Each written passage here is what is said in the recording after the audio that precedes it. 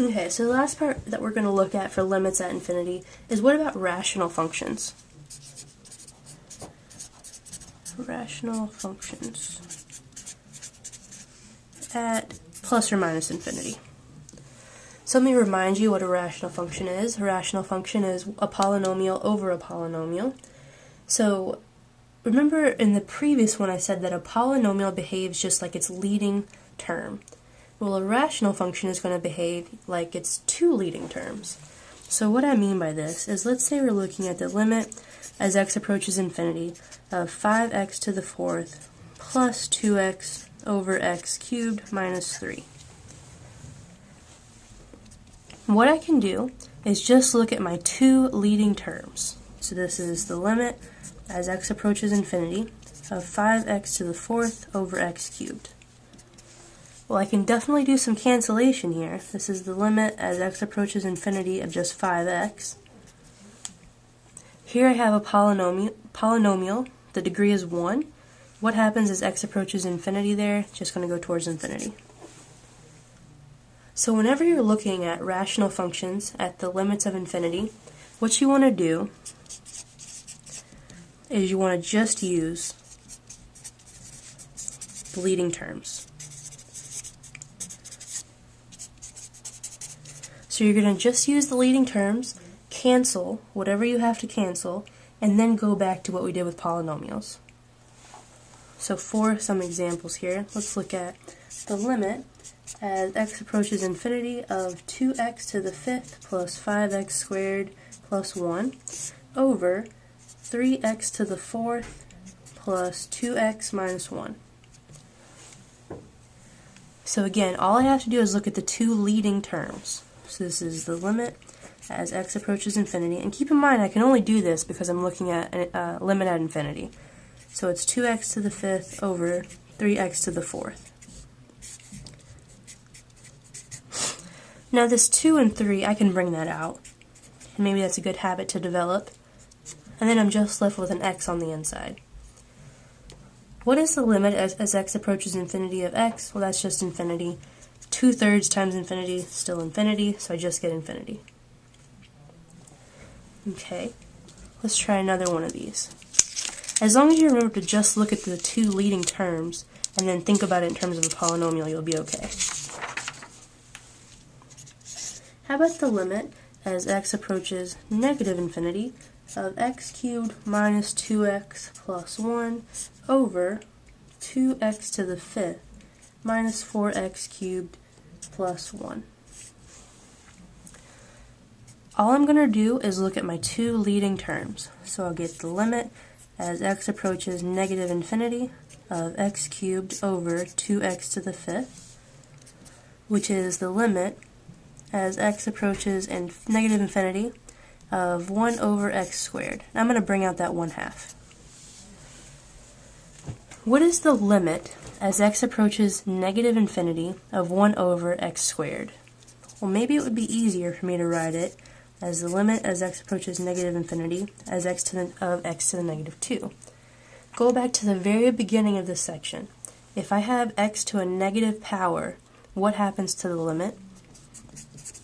It was just 0. So this entire limit is just 0. So what is this telling us? I started with a rational function, looked at my two leading terms. I got 1 over x squared, which was x to the minus 2. This is x to minus a whole number. Doesn't matter if it's going towards infinity or negative infinity, that's just 0. Okay, how about the limit as x approaches negative infinity of 10x cubed minus 2x plus 5 over 5x to the fourth plus x cubed minus 2x minus 4. Well, again, just look at your two leading terms. So this is the limit as x approaches negative infinity of 10x cubed over 5x to the fourth. 10 divided by 5 is just 2, so I'll bring that out front. And what am I left with? I'm left with 1 over x. What happens to 1 over x? That's the same as x to the minus 1. Remember, x to the minus 1 goes to 0, so I get 2 times 0, which is 0.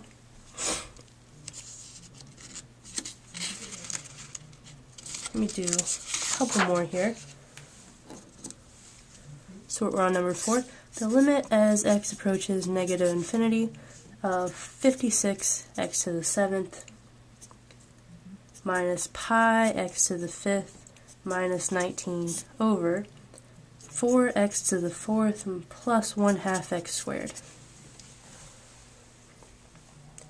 So I have a rational function. All I'm going to do is look at my two leading terms. So I'll get 56x to the 7th over 4x to the 4th. Now what does this give me? Well, I can bring out my coefficient, 56 over 4. I still have my limit. But what am I left with when I have x to the 7th over x to the 4th? That's just x to the 3rd.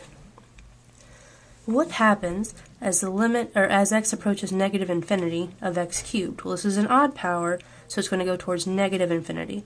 Multiplying negative infinity by some positive coefficient doesn't do anything, so I just get negative infinity.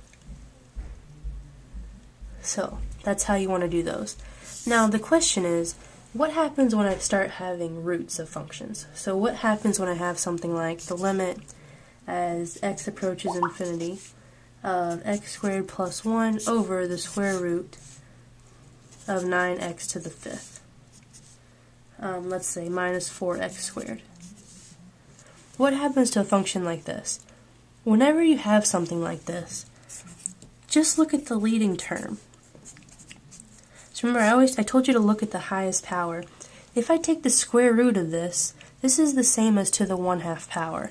So my leading coefficient is going to be, let me write this out, I'll have the limit as x approaches infinity. The leading power on top is x squared.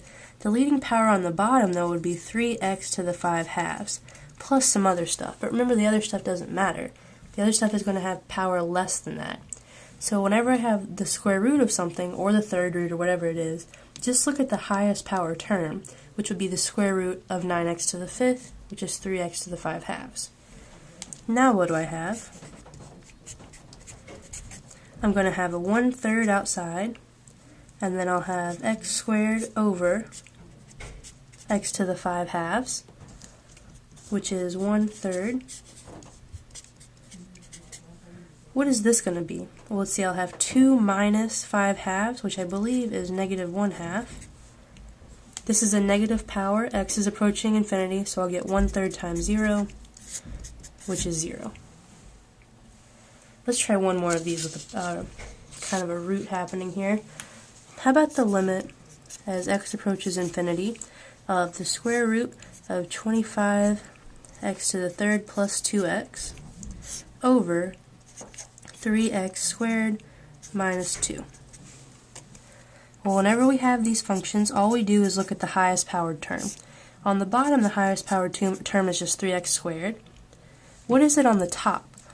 Well, once I take the square root of 25x cubed plus 2x is going to be 5x to the 3/2 plus a bunch of other stuff.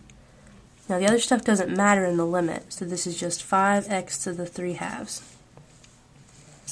Continuing this down here, I'll have my 5/3 on the outside.